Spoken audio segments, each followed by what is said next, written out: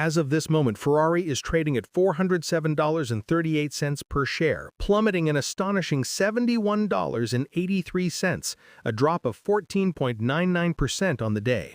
For a company that isn't just a car manufacturer but a global symbol of wealth, performance, and immunity from economic gravity, a move like this is almost unthinkable. This isn't just a bad day. This is the kind of price action that forces a complete re-evaluation of what a stock truly represents. The common belief, the story that investors tell themselves, is that Ferrari is more of a luxury good than an automobile company. It's a stable store of value, an asset for the ultra-wealthy that operates on a completely different plane than the rest of the market. People assume that its clients are so affluent that recessions, interest rates, and consumer sentiment are trivial concerns. Today, that entire narrative has been violently challenged. The reality hitting the market is that even Ferrari, the prancing horse, is not immune to the crushing weight of expectation. What we witnessed was not a failure of the business, but a failure to be superhuman. The catalyst for this brutal sell-off was the company's first quarter earnings report. And here is where the disconnect between perception and reality becomes so clear. By almost any normal measure, the results were strong. Shipments were up, revenue beat analyst estimates, and profits were healthy. The company is executing its plan effectively. So why the collapse? Because the market had priced in absolute perfection and then some. Wall Street didn't just want a beat, it demanded a significant raise in the company's full-year guidance. When Ferrari's management simply reiterated their existing forecast, confirming they were on track but not spectacularly ahead of schedule, the air was let out of the balloon. This is the harsh lesson many are learning today.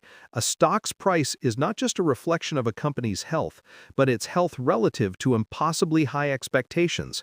Investors in high-growth names like Nvidia stock or even giants like Apple stock are accustomed to this dynamic, where anything less than a blowout quarter can be punished. But for Ferrari, long seen as a steady, defensive luxury play, this reaction signals a shift. The stock is now being judged with the same unforgiving lens as a high-flying tech name. The trading volume today is immense, suggesting that this isn't just nervous retail investors on Robinhood or SoFi selling off a few shares. This has the clear hallmarks of institutional selling. Large funds deciding that the risk-reward profile has changed and that the premium valuation is no longer justified without accelerated growth. This brings up a larger question about the entire luxury sector. For the past 2 years, the narrative has been that the high-end consumer is invincible. While the average person struggled with inflation, the ultra-rich were buying up watches, handbags, and supercars without a second thought. This thesis has made stocks like Ferrari a popular holding in many sophisticated portfolios, perhaps even some managed through services like Schwab Intelligent Portfolios. However, today's reaction suggests a crack in that armor. Is it possible that even the wealthiest are beginning to feel the effects of sustained higher interest rates and economic uncertainty? Or is this purely a valuation story? It's likely a combination of both. The stock's valuation had become stretched, pricing in years of flawless execution. When the company signaled things were merely great instead of transcendent, traders who use platforms like Interactive Brokers, known for their professional-grade tools, saw an opportunity to take profits off the table before any potential slowdown in the luxury space becomes more apparent. This isn't an isolated event.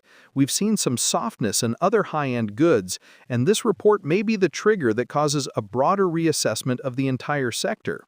To understand the company itself is to understand the concept of manufactured scarcity. Ferrari, based in Maranello, Italy, does not simply sell cars, it grants allocations to a very select clientele. Its business model is built on limiting production to maintain exclusivity and desirability, which in turn gives it incredible pricing power. They can essentially charge what they want, and their customers will gladly pay. This is why a new model often sells out before it's even officially announced. Beyond the cars, the brand is a powerhouse, with licensing deals for everything from clothing to theme parks. Their Formula One team, Scuderia Ferrari, is a global marketing machine that reinforces the brand's association with peak performance and Italian heritage. This is a business model that many companies, including companies completely outside of automotive like Tesla stock, have tried to emulate in terms of brand loyalty and direct-to-consumer relationships. An individual brokerage account holder at a firm like Fidelity might look at Ferrari's fundamentals, high margins, a long wait list for products, and a powerful brand, and see a fortress. For years, that has been the correct assessment. Fidelity investments, including their Fidelity mutual funds and Fidelity ETFs, likely hold positions in Ferrari as part of a broader European luxury or consumer discretionary strategy.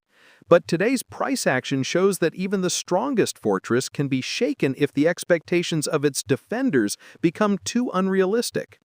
Now, let's turn to the future outlook, framing it within this tension between the myth of Ferrari and the market's reality. The most significant challenge and opportunity ahead is the company's transition to electric vehicles. This is a monumental task. A huge part of the Ferrari experience is the sound, the vibration, and the mechanical soul of its naturally aspirated V8 and V12 engines. Can they replicate that visceral emotion with a silent electric motor? The purists are skeptical, and a misstep here could do serious damage to the brand's mystique. However, if they succeed, they could define the ultra-luxury EV space and attract a new generation of wealthy buyers. Their first fully electric model is anticipated around the end of next year, and every piece of news about it will be intensely scrutinized. This is a critical point for anyone considering a long-term investment. Those who use the robust trading platforms of Fidelity or the accessible SoFi Invest app are watching this development closely. The success or failure of their EV strategy will likely determine the stock's trajectory for the next decade. Comment below with your thoughts. Do you believe an electric Ferrari can ever capture the magic of its gasoline-powered ancestors? Beyond the EV transition, there are other catalysts and risks. On the upside, continued expansion into new markets and successful special edition models could continue to drive revenue.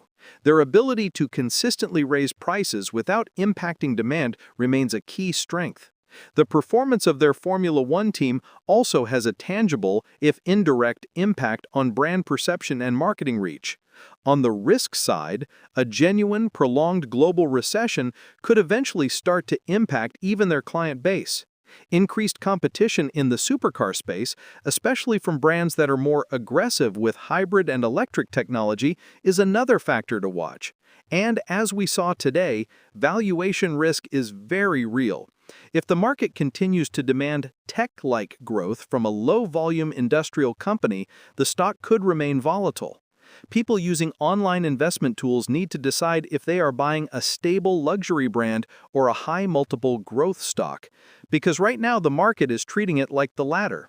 Whether you're a self-investing individual using a platform like Robinhood for its Robinhood fractional shares, or a high-net-worth client with Fidelity Wealth Management, this distinction is crucial. In summary, the brutal sell-off in Ferrari stock today was not about the company failing. It was about the market's expectations becoming detached from a realistic operational trajectory. The perception was that Ferrari was an invincible financial asset, completely shielded from the concerns that affect mortal companies. The reality is that while the business is incredibly strong and the brand is iconic, the stock itself is subject to the same laws of financial physics as everything else. It is a publicly traded security, judged quarter by quarter on its ability to meet and exceed ever higher targets. The myth of the stock's immunity has been shattered. The key takeaway for investors is the critical need to separate the quality of a business from the valuation of its stock. Ferrari is a phenomenal business, but at yesterday's price, it was a stock priced for a level of perfection that the company, despite its excellent performance, could not deliver. The road ahead, particularly with the electric transition, is full of opportunity but also significant risk.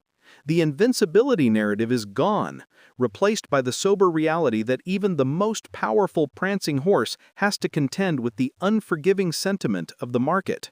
Disclaimer: this content is for educational and informational purposes only. It is not financial or investment advice.